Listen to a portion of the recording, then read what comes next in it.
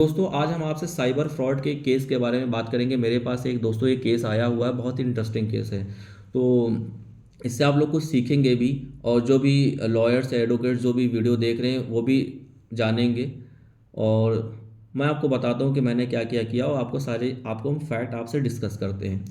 दोस्तों फैक्ट ये थे कि लखनऊ में एक कंप्लेंट रजिस्टर्ड की जाती है 1930 के माध्यम से। ठीक है, एक पर्सन होता है जिसने पैसा देता है कंपनी को, या फिर एक किसी पर्सन को पैसा देता है, वो भाई कंपनी फ्रॉड होती है, वो मीन्स तो वो अपनी कंप्लेन रजिस्टर्ड कराता है कि हमारा पैसा ऐसे ऐसे निकल गया है, ठीक है, और मेरे साथ फ्रॉड हुआ है। तो वो अपनी अपनी कंप्लेन रजिस्टर्ड करा देता है। ये लगभग 10,000 अमाउंट की बात थी दोस्तों।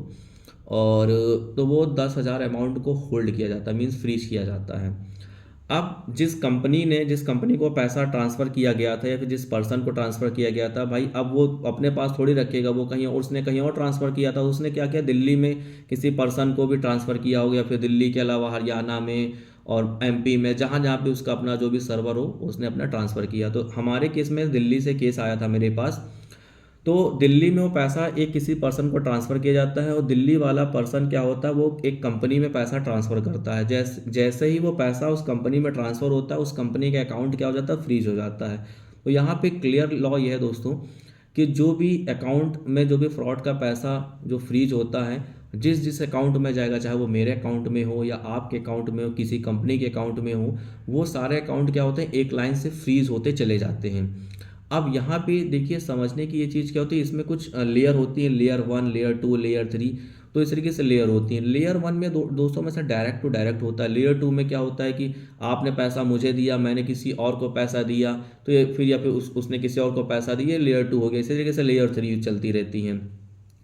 अब क्या होता है कि जितना लेयर बढ़ेगा उतना पैसा रिकवर करने के चांसेस कम होते हैं।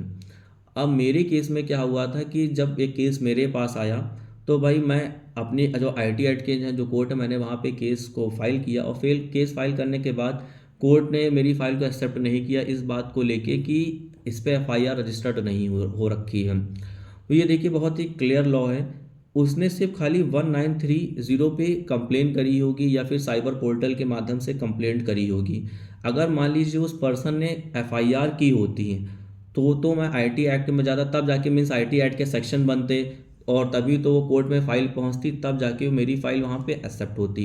तो भाई मेरे केस में ये चीज़ तो नहीं हो रखी थी। मेरे केस में क्या हो रखा था, सिर्फ खाली कंप्लेंट रजिस्टर्ड कर की गई थी, वो भी इसके अलावा कोई उसमें कोई भी प्रोग्रेस नहीं थी। अब मेरे लिए तो ये था कि भाई कंपनी का जो अकाउंट था उसको तो डी फ्रीज करवाना ही करवाना था, क्योंकि भाई बैंक आपसे यही कहती है कि भाई आप कोर्ट से ऑर्डर लेके आइए। तो अकाउंट अब मेरे लिए तो बहुत ही टफ काम हो गया। तो फिर थोड़ा मैंने और रिसर्च किया, कई केस लॉ मैंने इस पर निकाले। तो ललिता कुमारी का भी केस देखा, एक मद्रास हाईकोर्ट का भी केस अभी मुझे याद नहीं आ रहा है, मैं आपको शॉर्ट वीडियो में बता दूंगा। तो उस केस में दोस्तों ये कहा गया था कि जो अकाउंट को फ्रीज करना, ये एक इन्वेस्टिगेशन का पार्ट है, ठीक है।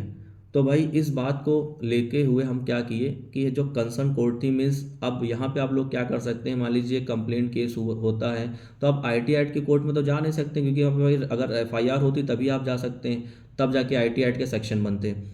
तो आप जिस थाने की हो, उस थाने की आप कोर्ट में जाइए, और वहाँ पे अपनी आप बात रखिए। तो भाई मैं भी उसी कोर्ट के कंसर्न कोर्ट जो थी वहाँ पे मैं गया, और कोर्ट ने मुझसे यही कहा कि हम आपकी फ़ाइल को क्यों लें। तो भाई कोर्ट को मैंने कई केस लॉ मैंने समझाए, और अपनी बात रखी कि ये सिचुएशन थी। इस बेसिस पे ये मीन्स कि जो ये थाना है, ये आपकी कोर्ट में आता है, तो इस बेसिस पे ये जो केस है आपके ही कोर्ट में रजिस्टर्ड होगा। तो कोर्ट ने मुझसे कहा कि आप IT एक्ट की कोर्ट में क्यों नहीं गए। तो मैंने कोर्ट से कहा कि अगर FIR रजिस्टर्ड होती तो मैं IT एक्ट की कोर्ट में जाता। FIR रजिस्टर्ड ही नहीं हुई, सिर्फ ऐसा कंप्लेंट हुई है, तो भाई आप इस पर खाली इस पर CD कमेंट्स मंगवा लिए जाए, और आखिर रिपोर्ट इस पर मंगवा लीजिए, सबका सब क्लियर हो जाएगा। तो कोर्ट ने हमारी बात को एक्सेप्ट करते हुए मेरी फाइल को एक्सेप्ट कर लिया। अब आगे की क्या कंडीशन अभी मुझे नहीं पता, डेट लग गई है, अब मैं देखता हूँ इसमें क्या हो सकता है। मेरे लिए भी दोस्तों एक नई चीज़ थी। अभी तक के जनरली मैं जो IT एक्ट के केसेस करता हूँ, उसमें एक होता है कि FIR रजिस्टर्ड होती है, भाई उसी को IT एक्ट की कोर्ट में जाता हूँ, और अपने अकाउंट को क्या करता हूँ कि डी फ्रीज करवा लेता हूँ।